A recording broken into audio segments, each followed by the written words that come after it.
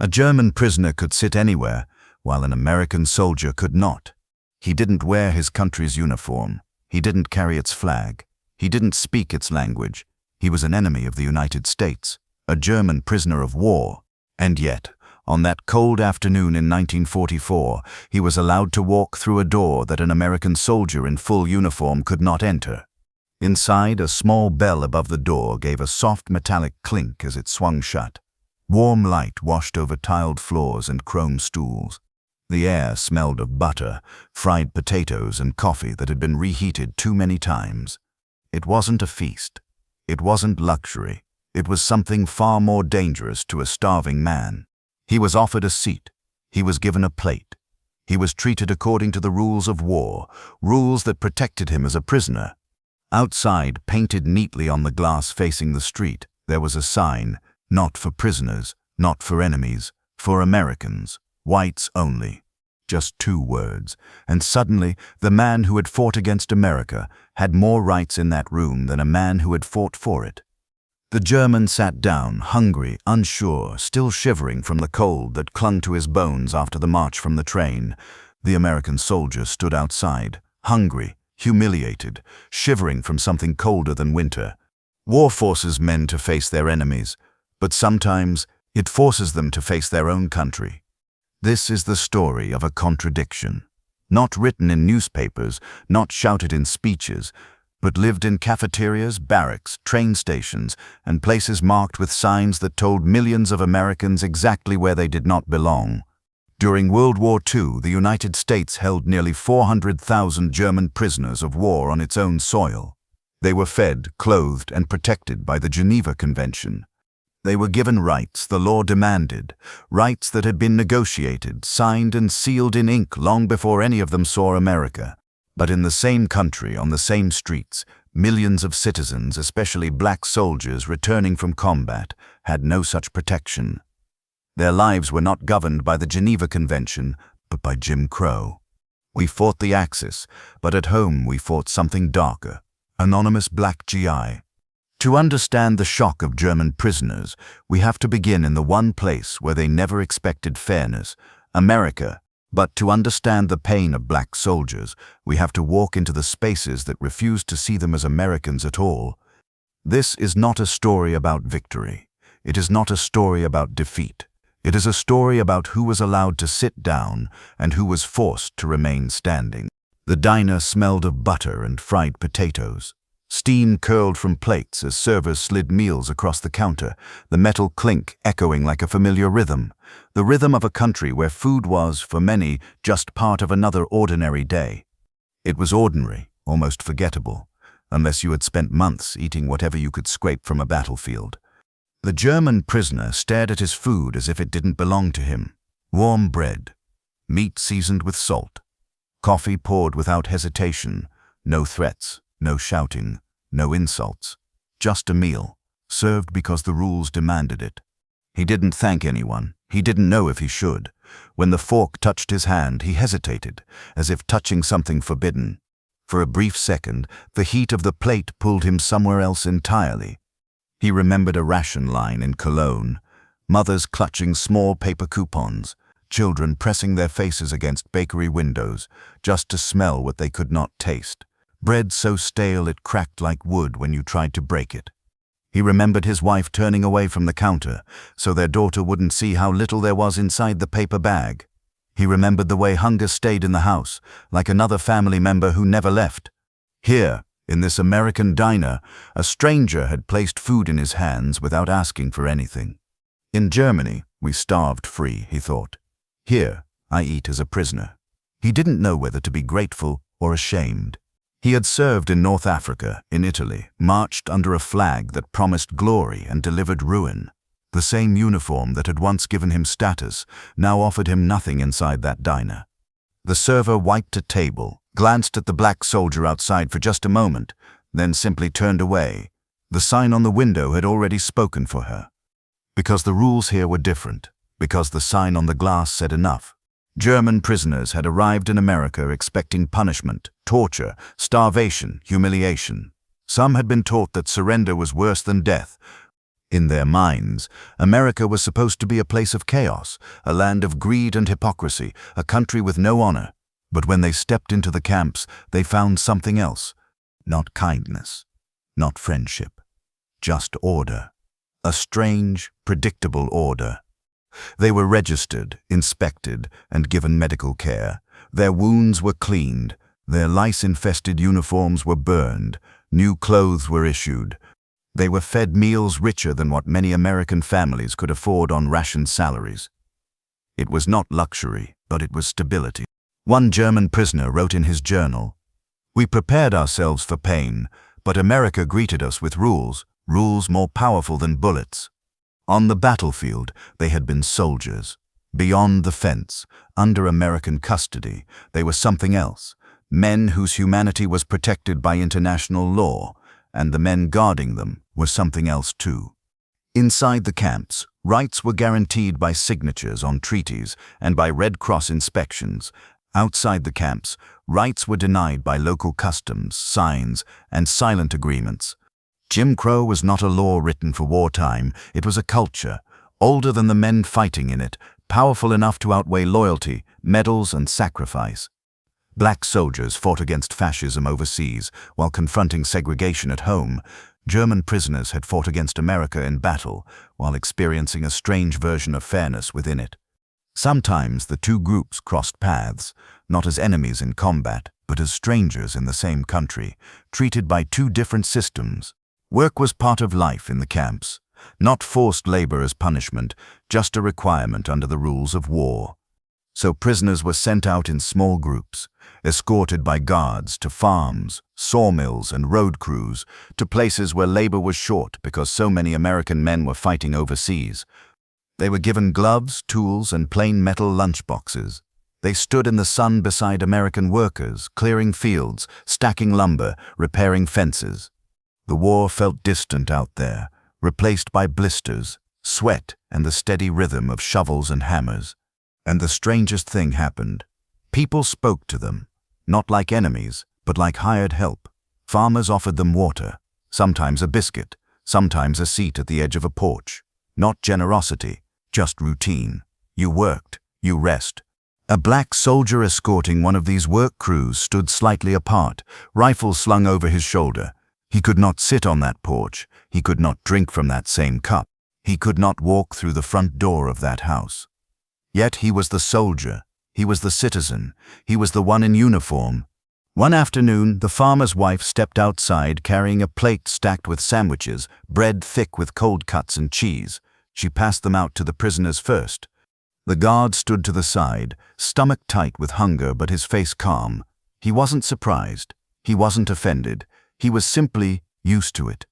The German prisoner closest to him accepted the sandwich, then paused.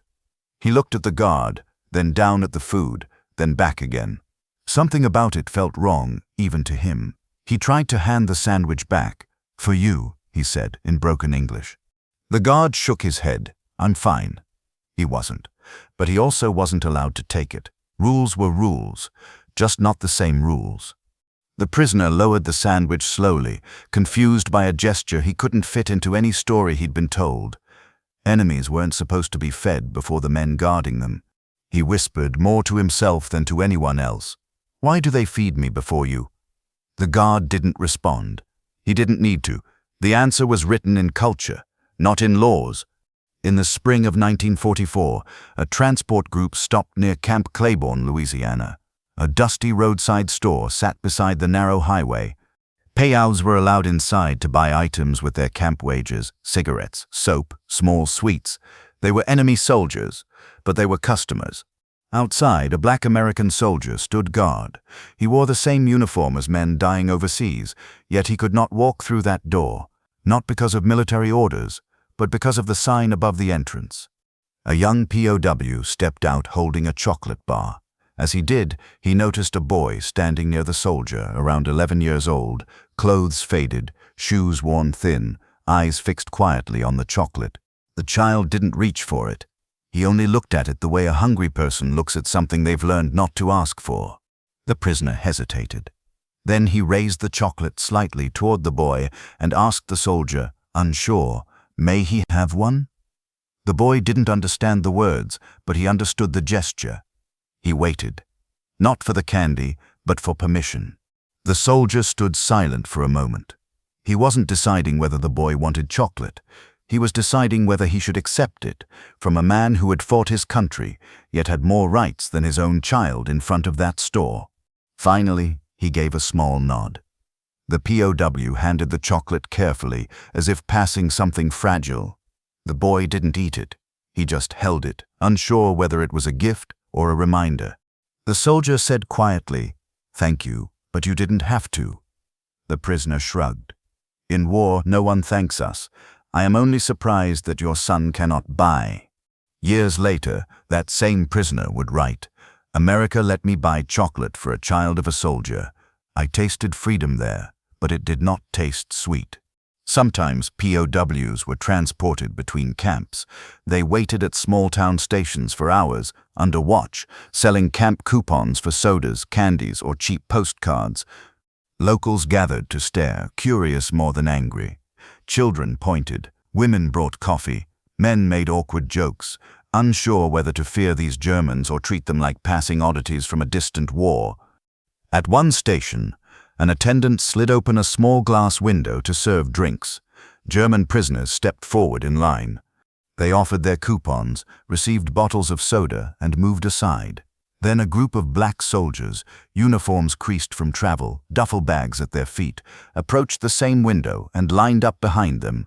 Before they could order, a hand appeared at the edge of the frame, gesturing sharply toward the side of the building. "Back entrance, around there. For colored." No sign was needed, though sometimes there was one anyway. One POW watched as the soldiers, clearly American, stepped out of line and walked around the corner of the building, disappearing from sight. He turned to another prisoner beside him and spoke quietly in German. "In Germany they told us Americans were hypocrites. Now I see what they meant." His friend, eyes still on the corner where the soldiers had vanished, answered just as softly, "But they treat us with respect." The first prisoner exhaled slowly, the soda bottle growing cold in his hand. "Respect for us, but not for them." Back in the camps, the idea of fairness continued. Steady, structured, predictable. Food came at set times. Medical checks were routine. Holidays brought extra rations, sometimes even cigarettes or a bit of chocolate. At Camp Shelby in Mississippi, thin snow and mud mixed under the boots of guards and prisoners alike. Inside the fence, rights were guaranteed by international law. Outside the fence, everything was sorted by skin. German POWs could spend their camp wages a few cents a day at the canteen, buying soap, stationery, maybe a postcard. They sat at tables, hunched over, writing slowly in careful script, choosing words that would pass censorship. Some asked if their families were safe. Some described the strange taste of American food. Some lied and made things sound worse, because how could they admit they were living better as prisoners than their own families were at home? One letter passed through censors and reached a small village in Germany. It read, "I am well fed. I am treated with respect. Do not fear for me." The man who wrote it had stared at that last line for a long time. The sentence sat on the page like a challenge. Was it true? Was it right to say it? He wasn't sure, or maybe he was. Inside the same camp, in a cramped supply office lined with crates and metal shelves, a black American soldier sat at a wooden desk, his fingers stained with ink and grease. All day he filled out forms, signed off on rations, moved goods that would go to guards and to prisoners in neat, listed quantities. Almost none of it was for him. That night, he wrote a letter too. Not to reassure his family, not to tell them he was well. He wrote simply, "I serve my country, but it does not serve me." He folded the page slowly, as if the paper itself might break. Some truths felt heavier than anything a censor could black out. On Sundays, some German prisoners attended church with guards, not out of deep devotion, but because it was a rare chance to sit somewhere beyond the wire. Inside the chapel, dust floated in beams of morning light. Wooden pews creaked under bodies stiff from labor and long days. The air smelled of old hymnals and wax. A hymn began softly. "Just as I am." Voices rose. White guards, German prisoners, unfamiliar accents, but united in tune. For a moment it sounded like equality, but the equality ended at the door. Black soldiers were directed toward a side entrance, the same one the cleaning staff used. No sign needed. Everyone knew which door was for whom. A POW, seated on a middle pew, watched through a narrow gap as the side door opened. A black soldier slipped in quietly, taking a place at the back of the room. His head was bowed, his lips still. A POW, seated on a middle pew, watched through a narrow gap as the side door opened. A black soldier slipped in quietly, taking a place at the back of the room. His head was bowed, his lips still. The prisoner leaned slightly toward the man beside him and whispered, "Why does he not sing?" No answer came. There wasn't one that could fit comfortably inside a church. A segregated hymn is still a hymn. It just leaves some voices behind.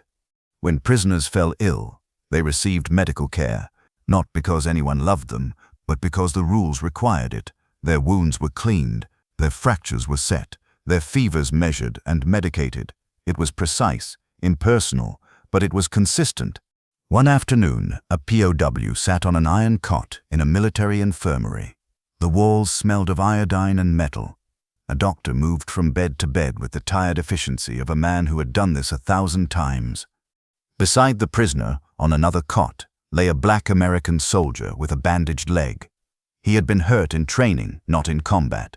Even his injury had been kept from the front. The doctor examined the prisoner first because protocol demanded it.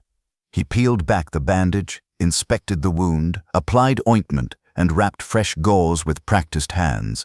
The prisoner sat still, unable to reconcile the care he was receiving with the enemy image he had once held of Americans. When the doctor finally turned to the soldier, his voice shifted. Not cruel, not shouted, just clipped. Next, one word, not much on its own. But in that room, with those bodies, it carried a weight colder than the instruments in the tray. The soldier stared at the ceiling while the doctor checked his leg. He didn't complain, he didn't thank him, he just let the moment pass over him like so many others. At one point, he glanced sideways at the POW. Their eyes met for a second. There was no anger there, no accusation, just recognition. Both men were confined by systems larger than themselves, but not the same system. One was confined by fences, the other was confined by walls no wire could mark. By late winter, POWs had begun to notice more than their own treatment. They noticed the structure around it, the way rules bent toward some men and away from others.